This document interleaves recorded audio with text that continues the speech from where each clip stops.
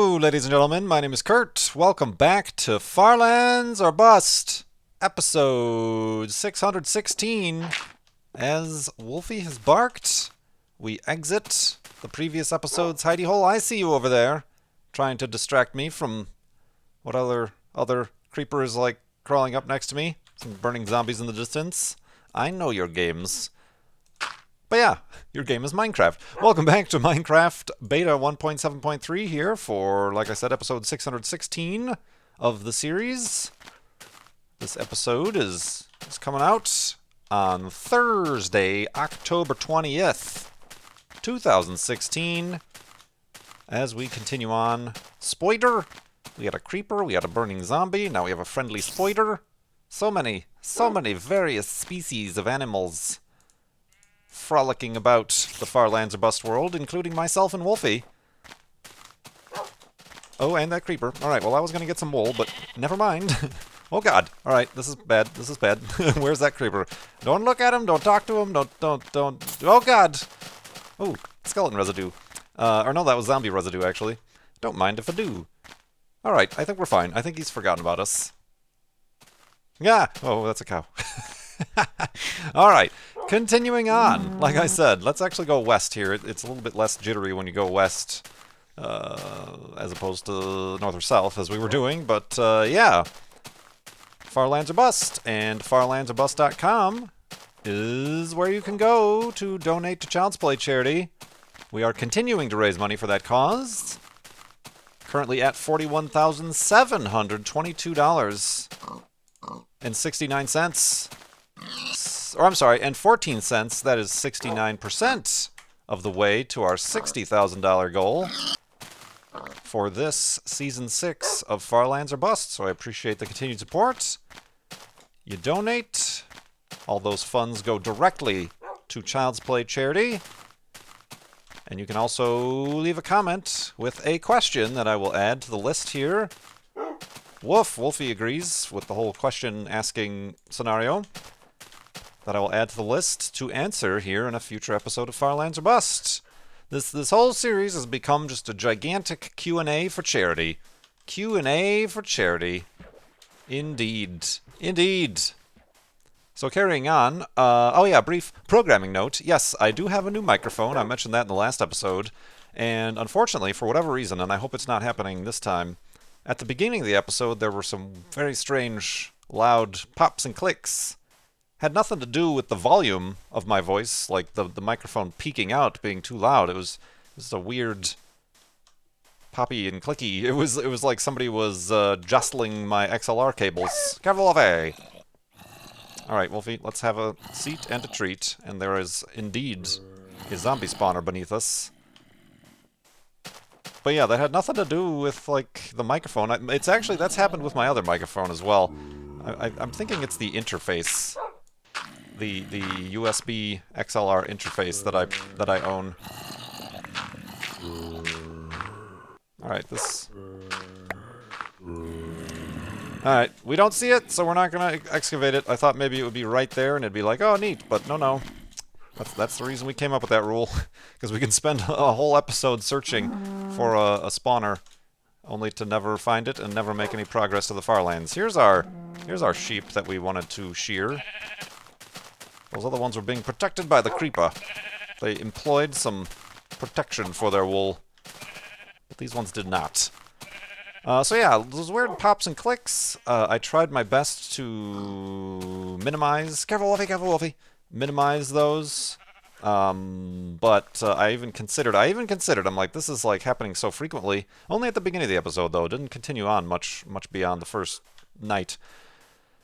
I was like, should I, this is one of those technical reasons. Should I start over with this episode? But I decided against it because I really liked how the episode went overall. We saw Tree Man and other such things happened that were very interesting and funny and just something I wanted to preserve. And whenever I do, very rarely, it's only happened a handful of times, have to re-record for technical reasons, I go back and load a previous save, being very careful not to cause any sort of space-time continuum issues. but when I go back and load a save, I rarely, if ever, know the exact direction I traveled the previous attempt, so I usually end up somewhere different, so we would have missed all those things. So decided to preserve it, so apologies if that was slightly annoying. I didn't hear any complaints about it, other than internal complaints for myself. So hopefully those issues have been resolved. My fine SubTub and Twitch audience have helped me slowly dial in the knobs of this new headset microphone. Of course, that doesn't mean I'm going to abandon the other nice microphone, but it's just a new kind of setup I'm trying out, and once I'm able to figure out a way to easily switch between the two without having to completely replug and unplug and reconfigure my entire setup here, a bunch of cables, I'll do that, and you know, for fire lines or bust and stuff, I'll use the nice microphone. I really got this headset for streaming, but also for a little bit more active, you know, racing games and things and stuff, even console games where I can more easily kind of lean back and play console games, but still have the up close microphone audio fidelity that is required. Would be best, but yeah. Thank you everybody for your patience with that. And I did see a few comments mention how when I first got the professional, the Rode Procaster, there was a good month or two of dialing in the features of that one, because at first it was really low and deep and bassy and very much AM radio voice. So we finally slowly, with much time and patience, dialed in the necessary equalizations and levels for that to get it to a place where we want it to be, and then we just lost them all by trying out this new microphone because we had to fiddle the knobs for this one. So yeah, thank you for your patience with that. But anyway, carrying on, I do have actually quite a bit of Space Gnus. I mentioned previously that we watched the Chinese Space Agency launch 2 astronauts to their space station. They most recently, as yesterday, rendezvoused and docked and then boarded that space station. They're going to be staying up there for about 30 days, which is going to be the longest duration space flight in Chinese history. Just last night, Expedition 49 to the International Space Station launched out of Baikonur, Kazakhstan, aboard their Soyuz. On their way to the space station, they will arrive in about 48 hours. That launch went to plan, and without it was nominal. All was nominal with that. The non-nominal things that have been happening also today, and I forgot to mention this, I completely forgot to mention this, but the European Space Agency launched and today set into orbit its ExoMars Mars orbiter.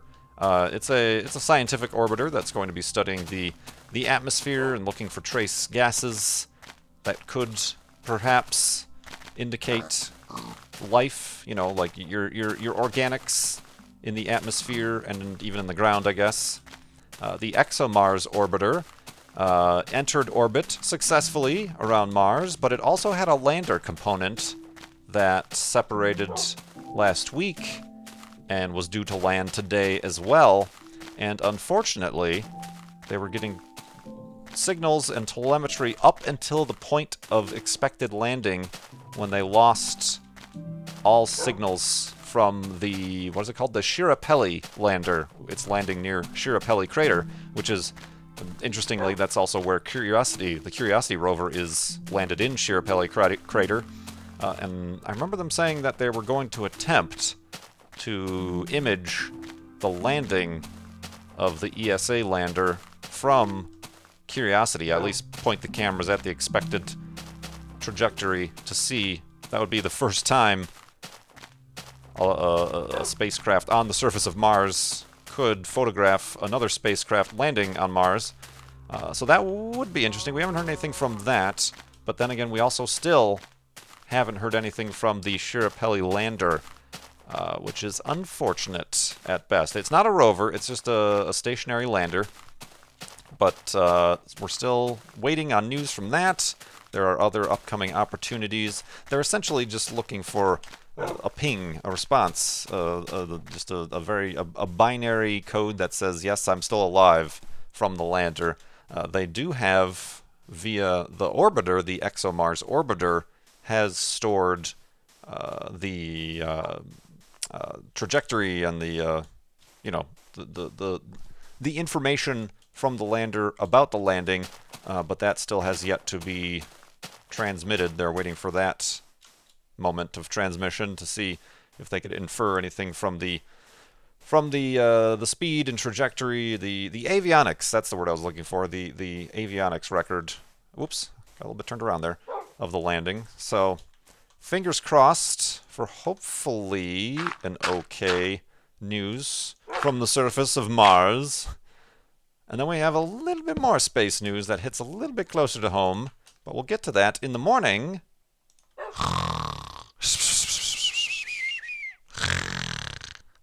And a space newsness. So much space newsness. Ow! Twist my ankleness. So yeah, we've also got space news about Juno. As you know, it successfully entered, all according to plan, its Jupiter orbit via its entry burn. But since then, a few problems have cropped up. This latest of which is that it has a problem with its main engine. It needs to do another orbital burn to adjust its orbit. If you remember Kerbal Space Program, it's periapsis and it's apoapsis. It has to get into an orbit. It gets really close to Jupiter and then swings really wide out, really close. And it's gonna, for the scientific mission, it's supposed to do that something like 42 times over the course of the next 20 months. Unfortunately, valves are not responding as they should be. They do tests. They send test signals to Juno before the actual specific date and time comes that the burn is needed, just to make sure systems are working, and the systems were not working as intended. They were not responding in time. So a bit worried about the status of the main engine aboard Juno that will put it into its defined science orbit. It can still, if the engine doesn't burn, it can still do its science. It's still in an orbit, but it will not have as many of those orbits as would be nominal for the entire mission, and the mission would end. It would enter into Jupiter a lot faster than it would if it could enter into its nominal orbit. So that's no good. And then recently I didn't get a chance to really look into this, but I just saw that Juno, on Twitter, I saw somebody say that they reported that Juno entered safe mode, which is generally, you hear about spacecraft doing that. I mean, Curiosity has gone into space mode. Space mode? It is in space mode. It's constantly in space mode, but in safe mode a couple times during its mission. Hubble goes into safe mode whenever there's a problem. Apparently Juno went into safe mode. It's just kind of an automated default, like, oh, something's not quite right here, so I'm just going to shut down non-essential systems and then wait for a command from Earth to tell me what to do next, as opposed to the computer itself deciding what to do.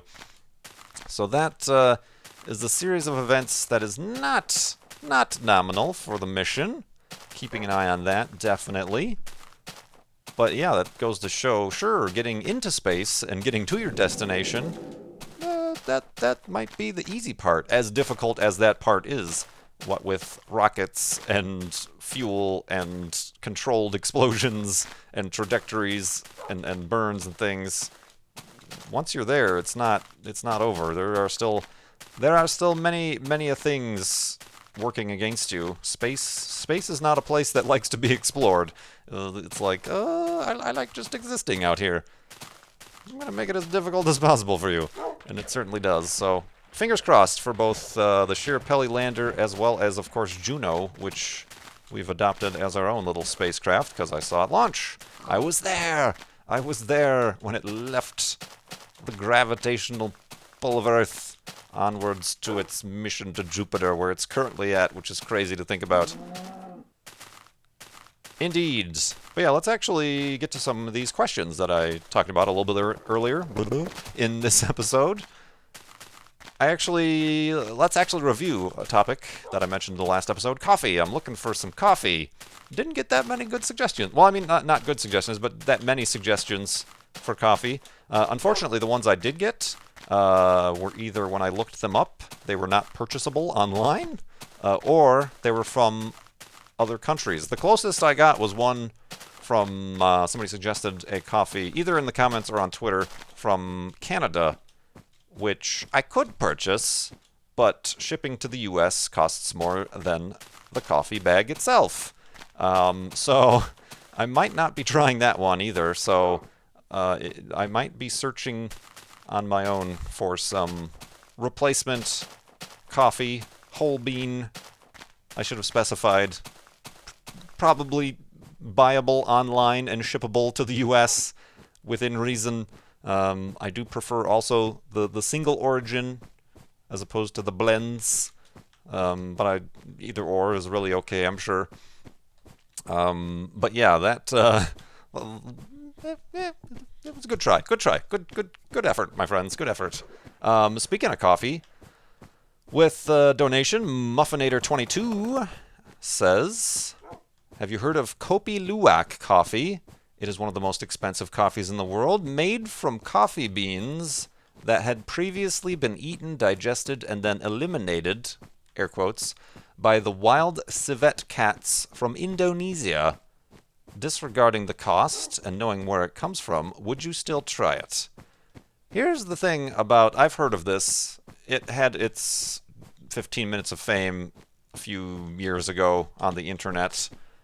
This Kopi Luwak coffee. It's expensive. People say it's great, but specifically speaking, the wild cats, these civet cats from Indonesia, it passes through their digestive system because their digestive system doesn't process it at all. So literally nothing changes chemically about the coffee bean that has been passed through the system of a cat. Literally nothing changes. It has zero effect. Zero effect on the bean itself. Therefore, you can infer zero effect on the quality or the taste or the contents. The actual chemical composition of the coffee is not changed whatsoever. So, that being said, it's been widely proven that it's simply a gimmick. It's a gimmick. I'm not saying it's a scam, but it's a gimmick. It's a gimmick that some people have bought into, others have not. I personally have not. If somebody offered me a cup of the coffee without me having to pay for it, just to say I tried it, or actually like, ooh, taste for yourself, if they really wanted to try to convince me that it's the best coffee in the world, sure, I'd try it, whatever. But it's a marketing thing. It's all in the marketing. It's all trying to put a spin on your product or whatever. So yeah, it's literally nothing, no different than those same coffee beans that have just been picked naturally and not consumed and passed through the insides of a cat. They, you know, them, they tested this, and this is truth. So, yeah, it's a marketing scheme, if you will. But yeah, I haven't heard much about it. I'm assuming people kind of caught on to that fact and have moved on to other things since then. But thank you for the suggestion. But no, I'm not in any hurry, nor am I really of any interest to be trying that out at all. Xavier Penguin asks, how does it feel now that you no longer have cable TV access? Has it changed the way you do things around the house? Does it leave you with any empty feelings? Feelings of loss and loneliness and despair? Does it make you feel a bit more free? Well, I'll tell you when the next bill comes how free it makes me feel. It makes me feel about $100 more free, probably. But no, I mean, I have noticed, I mean, the only thing, this is why I canceled it, the only thing I was watching was mostly when I was cooking dinner or making lunch or you know, any sort of reason I'd be in the kitchen or front room area. I would just have it on as background. And it was normally the FX network when they were doing their daily Simpsons rerun marathons that they often do. I would either have The Simpsons on or old Seinfeld reruns on TNT or TBS or whatever that network is called now. Nothing else ever. Nothing else ever. I was watching Mr. Robot. I actually had the problem where they weren't including the HD version of the season finale in their on-demand, so I tweeted at them about it, and they said, we'll let you know when it's updated, and the HD version of the finale is available on demand. And 2 days ago, they responded and said, it's now available. Well, great, thanks. I've already canceled my service. So, yeah, I just wasn't using it. It wasn't worth $100. Even if it was just to watch Mr. Robot, it wasn't worth $100 a month. And now I'm noticing that in those times, say, when I'm eating dinner or making dinner or whatever, I have a Amazon Prime TV stick or whatever, and I'll just turn on Twitch. I'll have a Twitch stream on the background, or YouTube. I'll be catching up, and instead of watching YouTube videos at my desk and, losing use of productivity time at my desk, I'll watch my favorite YouTubers and influencers on the TV, on the Amazon stick. So yeah, no, I'm not missing anything. It was really just background noise, and now I feel like I can't say, ooh, I'm so much more productive. Is this? No, okay, I was gonna say there's another day to still do the nighttime thing.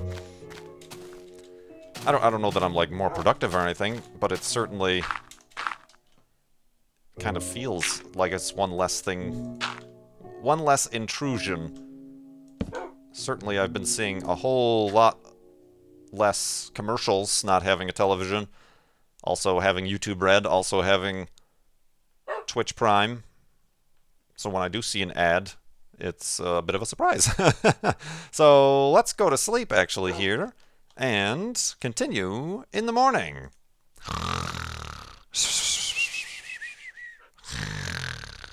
And awakeness. And awakeness. Alright, let's go a little bit to the left here, a little bit south. Try to follow this land, shall we? We shall. We will, and we are. And it will be done. Powers 2440 asks, when you go on your hikes, how often do you stop and just look at all in the scenery? At the scenery, or in the scenery, or of the scenery? Chickens? Stop and smell the chickens. Often enough? I don't know. Honestly, I need, that's one of the things, perhaps, now that I don't have a television, I will have some extra time. I got a state park pass, and I haven't used it yet, so I gotta use it, 9 times or something, then it will pay for itself. So yeah, I've gotta get out and do some hiking, to get some of that hiking in. Now that it is it's still during the middle of the midday, it's still reaching into the low 90-degree Fahrenheits around Phoenix here. So not 100% hike friendly, at least in the middle of the day. But I don't know, I really wish I could get up a lot earlier in the mornings than I do, but I don't. To go out on a morning hike, it's like an hour hike. But yeah, I don't know what I gotta do to motivate myself to do that. I'm also thinking, okay, if I can't get up in the morning, let's do sunset hikes. But then I'm like, oh, then I gotta deal with rush hour traffic to drive some. Excuses. But yeah, I've gotta definitely. It always feels good to get out and actually move your legs around. So I'm definitely gonna be doing that. How often do I stop? How much wool do I have? I've been shearing a lot of sheep. Whoa, the golden clock of destiny, come back. I've been shearing a lot of sheep, but I don't feel like I've gotten much out of it. These sheep are dry. I certainly hope they are. I don't want soggy wool. Moist wool. Moisture. Alright, let's grab these guys. Yoink. Ooh, a brown sheep. I was about to say, we haven't seen a pink sheep in a while. But at least we saw that brown sheep. That's consolation enough, right? So yeah, I mean, honestly, I'm probably more so than others, maybe. When I am out in nature, hiking, or elsewhere, I can kind of just, some people will bring a book or listen to music. I can often just sit and yearn. Sit and, speaking of Seinfeld, reruns, I can often just kind of sit and look out into the distance in a complete dead gaze. That's often a little bit of a meditative moment for myself, as much as I often can. So yeah, you know, often I hear of people who either gotta be moving, gotta be doing something, or getting somewhere, or whatever. But I can often, specifically if I get to a place where there aren't other people, that really helps. Ooh, I'm intrigued to see what's actually behind door number 2 there. Have a seat, Wolfie. This is very intriguing. Ooh. I'm very intrigued. This is almost mini Farlands stuff that we're looking at here.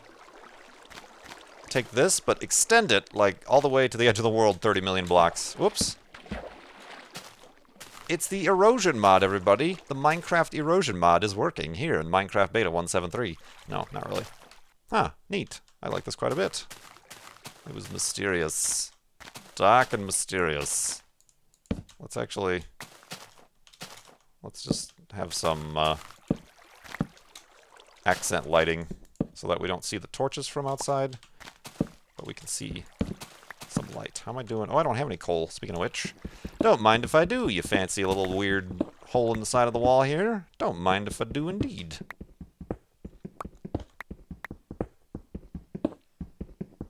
So yeah, I'll let you know when I get back to hiking more frequently.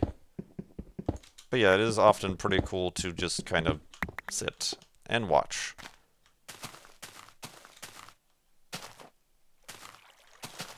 Yeah, there we go. That's ominous. Oh, I can see a torch. The ominousness is ruined. There we go. Right, let me see if I can get a screenshot out of this. Hey, Wolfie. Boop. A little bit more. Oh, that tree's in the way. There we go. Well done. Well done. All right, let's carry on. Speaking of getting distracted, not making any progress, it's not the spawners that do it. It's the scenery, as we were just talking about, Jinglestog. Jinglestog powers. What? Why did I say Jinglestog? Dang it! It's not even anywhere. I think I must have answered a question last time from Jinglestog. Oh man, you crazy Farlanders and your crazy memorable names. Kelvin. Ooh. Ooh. Alright then. Well, I'm glad the place we chose to explore wasn't a hell on earth like that place. Calvin says... oh, this was Calvin? This was Calvin who actually... Speaking of my Twitch chat, was in my Twitch chat when I was giving away, doing sub-giveaways for postcards. Calvin... said, I did. I made note of Calvin and Hobbes. Yeah. I did. He said, I did have a stuffed tiger growing up. I wish my parents had named it Hobbes, but they let me name him instead. Do you have anything like that you wish your parents had done with you as a child? Say, go someplace or get into some hobby? Sure. Certainly I kind of wish... I mentioned this a handful of episodes ago when somebody asked about musical instruments or my musical interests. I wish perhaps there was a little bit more... Oh, what's the word I'm looking for? Nurturing of potential musical talent. As it's something later on that I found I have some acuity for, but really not much time or money or... dedication to pursue in my adult life.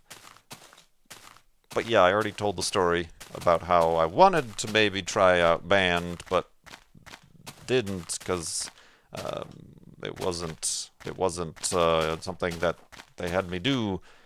Perhaps I'm in general I'm not a very what's the word I'm looking for? I'm not a very enthusiastic individual, and certainly as a child I wasn't, so maybe, perhaps I wasn't enthusiastic. I was not getting the point across that, parents, this is something I wish to do, and perhaps might change the course of my life in the future. Maybe, perhaps, probably not, but maybe, perhaps. Looking at a future Yo-Yo Ma here, but maybe that was a little bit on me or not, I don't know, but But yeah, I kind of wish that sort of thing. I'm trying to think of something like that.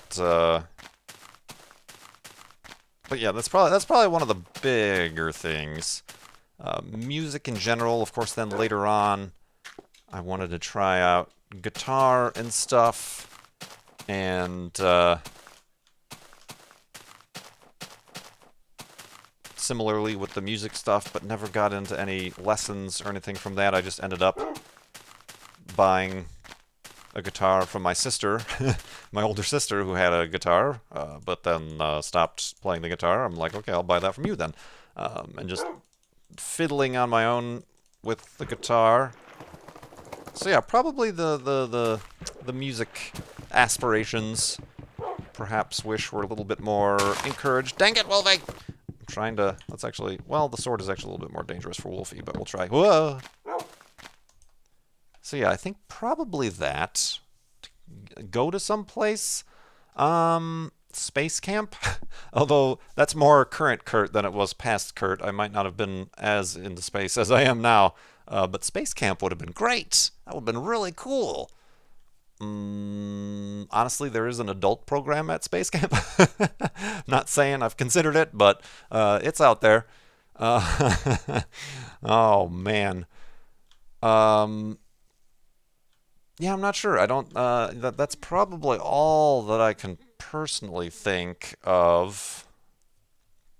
I really wasn't into cars growing up.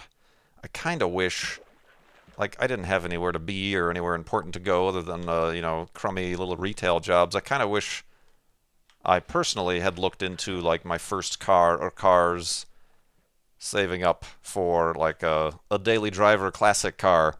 That would have been really cool, but this is also all in hindsight, and honestly, it's probably something that my dad, who is actually quite into cars, and we would go to car shows, and he knows all what the cars are and the years, and just like, he grew up building, he still has, and has in the basement, like, dozens upon dozens of plastic models, mostly muscle cars, and the cars he grew up with, that he built growing up and still has. But yeah, I think that was more of my own personal lack of interests at the time as well. Of course, now looking at it in hindsight. But yeah, no, I mean, I don't, yeah, I can't think of anything else similar to that. But, well, I don't know. Also, there's also the telescope thing. Here, let's blame our parents for all of our misgivings. Yeah, I bought a telescope.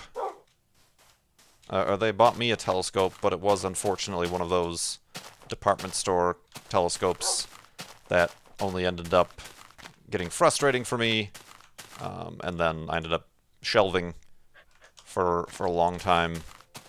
I think if I had been able to see the rings of Saturn, which I later was able to with that telescope before upgrading to my actual real telescopes, that would have blown my mind as it did then, and perhaps, at an earlier stage in life, allowed for the pursuit of a different path. Maybe not. But again, I don't know if that's anything that my parents would have known to do.